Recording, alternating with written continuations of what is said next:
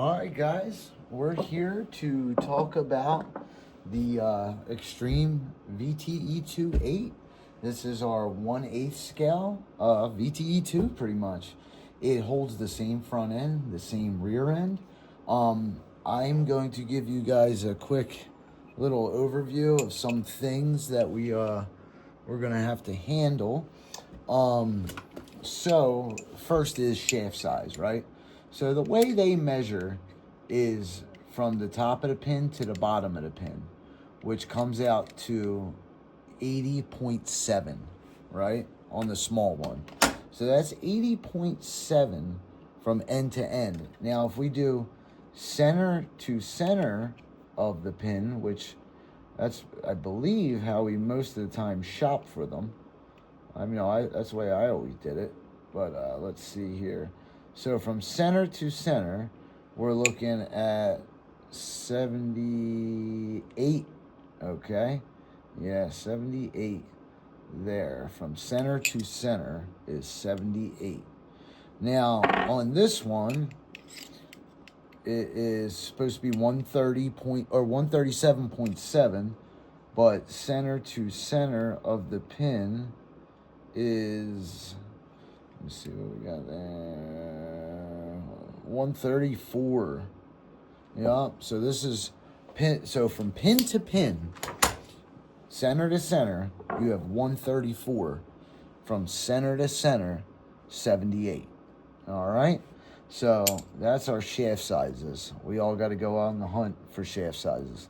I ordered some from David that I believed were this size, but I think they're measured from pin to pin. We're going to have to confirm with David if that's actually going to work with this car and the shafts that he actually has already. So that's an option. Now, the other option is Raz. I've been begging Raz to make these shafts. He seems to believe that the Habal market is much smaller, and he would like to see what the demand is for them. So anybody watching my video, please comment whether you would like these shafts. Please, it is very important that we get these numbers so that we can go into production on a carbon shaft or a titanium shaft, whatever. But please comment if you would like to use carbon shafts on it. Because me personally, I like all my cars to have those carbon shafts, and they only make it for 2 cars, you know what I mean? So this car would be, it would need to be done. Now, it could be a small batch, and David, I'm sure, is also probably going to make titanium for the guys that want to use titanium. You got all the titanium shafts. He'll probably make them. Ram Jam will probably make them. I believe he's already on it. And Savora also from Saga is probably going to be doing the same thing. So we're going to have options on metal shafts. But me personally, I like carbon shafts. So if I can get you guys to comment if you would purchase a pair of Perfect Pass carbon shafts, please comment and let me know so that we can I can bring it to Raz and we can get somewheres, hopefully. Like I said, otherwise the metal shafts, there's probably going to be a bunch of guys making them. David makes a great shafts. Ram Jam makes a great shaft. Saga's probably going to have the shafts. So, you know, we got A1 companies rocking out, making metal shafts for us. So that covers the shafts part, all right? So normally, you can use all of your OP parts. So anything that fits on the VTE2 as far as the front and the rear, you're in there. You know what I mean? There is no change in height, nothing. It is identical. It is just a shorter version. That's it, right? Meaning that the brace and dog bones are the only difference here. Chassis is a little wider. It doesn't have the bend in it like for the battery trays and stuff like that. So it became a little wider because instead of putting that bend on it, taken away from that width, they just left it flat, which gave it a little bit wider width. Now, this car does come with all this stuff. Like, you know, as you can see in the picture, and, you know, all the guards and all that stuff. I took all that stuff off of there so you guys can get a pretty nice, you know, look at it. So the way it comes, it actually, oh, we'll get to that. It actually comes with a 4080 rear front facing. It can fit a 4080 front facing, I'm sorry. So this is the way the car comes. This is the setup that the drag racers run, and this car was really made for the drag racers, but just happens to work out for speed runners as well, you know. So it's great for both. Now, the 4080 fits in the front, perfect, A1. You're right up against the steering, but it's not touching, so you're cool. As long as you keep your wires out of the way of the steering, you're good to go. Now, as far as speed runners go, this is a 4080, and this fits on here like so. Get in there. Yeah, there you go. Oh, wait a minute. Hold on. It's got like a little slot here. Sorry, I'm trying to. There it goes. Bam. All right. So the 4080 fits on there beautifully. You know what I mean? Not a problem. Hopefully you guys can see this well. 4090, plenty of clearance. So you can even put a 4090 on here. Now this is a 50 millimeter motor mount, stock, metal, and also the other bearing carrier, the spool carrier, is also metal, comes with it like that, also like the VTE2 2.0. The version 1 didn't, not the 2.0, but the VTE2 didn't come with that metal one. So, you know, they set you up there pretty good for that. So it's just like you're getting a VTE2, but it's shorter, 360 millimeters. So everything else is the same. You can use all your optional parts. It also comes with this top plate in carbon now. The other one was like 3D printed or plastic or whatever it was. It was a joke. So it's more meant for you know, I don't even know, not that.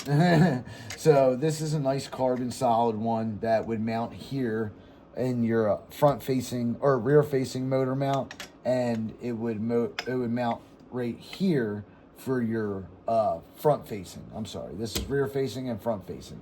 So you can use this for MMX8. It is not sized out for a XLX2.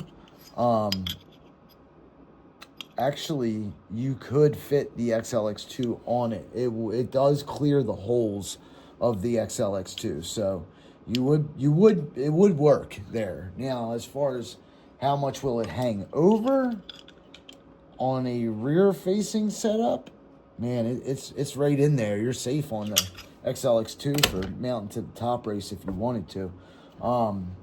And that's pretty cool. If you run the 1/8 FC100, it does fit under there. So you can run that if you wanted to, and that way. It's all up to you, whatever way you guys decide to run yours. I'm not going to run mine that way. I have a different little balance setup. On the version 1s and the 2.0s, before they made that beautiful top race, we had to run the servos on top like that, as far as keeping space, you know. As a 360, listen, you could make a dual out of it. You absolutely could. Would it be a wild setup? For sure. What batteries would you be able to use on it? Pretty much any kind, you know. You're just going to have to stack them on top of each other. And, you know, from my experience, that has always proven to be catastrophic when things went bad. You know, batteries were getting ejected. I prefer to have everything mounted super solid to my chassis, and stacking batteries there's no way to do that solid, you know. Best thing I could tell you to do that way is put them together and then wrap them super tight in duct tape. Wrap them together and real tight that way, and then strap them in with your mounting system, however you want to do it, and then you stand a really good chance at that point. But you're more than likely going to break battery mounts at that point because it's a lot of weight that it's trying to hold down by itself alone. So it's a give or take thing, man. You're going to have to figure that out. As far as setup goes on how you want to lay out your chassis, or if you want to do a dual or a single or whatever, Personally, I probably end up doing a dual. Right now, I will run the car as a single first. I like to see how that all plays out. I used to be gung-ho about building dual and sending it without a care in the world. But it just doesn't do it justice as much as building that single first. You know, it really, you can really understand the car a lot better with a single based off of the weight, how it handles this, that, the third, you know. It's just a all around better road to take. But, you know, listen, you could make that bad boy a duel right now and probably do numbers. Honestly, that's what I'm going to do at the end. You know, I'm going to run my single first. I'm going to build this as a single. And I have another one I'm going to build as a dual. So, it is what it is. These cars were sponsored to me, so I'm going to do them justice, you know. I am going to chase 200 miles an hour on an 808, baby. That is the goal for a lot of guys right now, and we're all chipping away at it here.